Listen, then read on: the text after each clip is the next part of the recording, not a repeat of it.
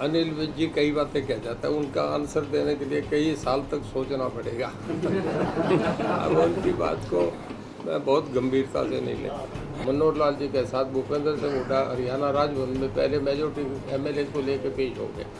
आपको याद होगा कई दिन पहले हरियाणा के गब्बर कहे जाने वाले गृह मंत्री अनिल विज ने पूर्व सीएम एवं नेता प्रतिपक्ष भूपेंद्र सिंह हुड्डा को लेकर बयान दिया था कि हुड्डा के लिए जेल में कमरा तैयार है। तो वहीं रणजीत चौटाला से जब अनिल विज के इस बयान को लेकर पूछा गया तो उन्होंने तल्ख तेवरों से कहा कि विज कई बातें कह जाते हैं, उनकी बात का उत्तर देने के लिए कई साल तक सोचना पड़ेगा। वे उनकी बात को गंभीरता से नहीं लेते। आपको सुनाते हैं आगे रणजीत चौटाला ने क्या कुछ कहा। अनिल विज के बयान को आप किस प्रकार से लेते हैं? जो हुड्डा के बारे में बयान लगातार कह रहे हैं कि कम जेल के अंदर कमरा तैयार है, उस बयान को आप किस तरह से? कि क्या कहा है? अनिल विज जी ने कहा है कि हुड्डा साहब के लिए कमरा तैयार है जेल के अंदर, आपकी जो जेलें हैं उनके अंदर। अनिल विज जी कई बातें कह जाता है, उनका आंसर देने के लिए कई साल तक सोचना पड़ेगा। अब उनकी बात को मैं बहुत गंभीरता से नहीं लेता। कमरा देना ना कोर्ट देता है, फैसले वो करता है। मैं और मुख्यमंत्री जी, प्रधानमंत्री जी किसी को जेल में थोड़ा ही भेज सकते हैं। कोर्ट के फैसले होते हैं, क्या होगा नहीं होगा। मैं समझता हूँ कि हमारे वो सीनियर साथी हैं, बहुत कुछ पब्लिक सुनना चाहती है, हमें ठीक बात बैलेंस बात करनी। हम जिम्मेदार पदों पे बैठे हैं, कोई किसी को ऐसे कोई सुनेगा, आप सुनेंगे मैं किसी को कह दूँ उसको जेल भेज देंगे, मेरा सब्जेक्ट थोड़ा ये।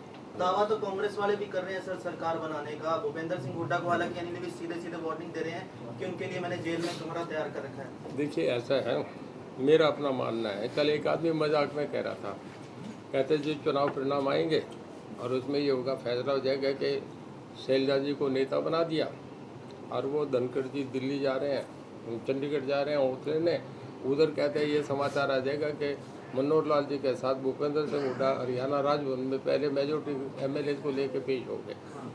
तो ये तो कहानियाँ हैं, ये तो चंदा मामा की कहानी है, इन बातों में क्या रखा है। तो लोग तय करेंगे, लोगों ने मैंडेट देना है, किसको बनाएंगे नहीं बनाएंगे, अभी अनआंसर्ड क्वेश्चन है। पहले तो पार्लियामेंट है। मैं वैसे आपसे बता दूं, पार्लियामेंट के इलेक्शन के बाद एक जो है ना हड़कंप मचेगा।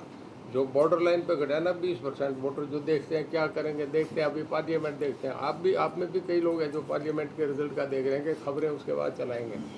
तो वो लोग जो है ना एकदम जिधर बैलेंस बनता है उधर। मैं 2014 की बात बता रहा हूँ।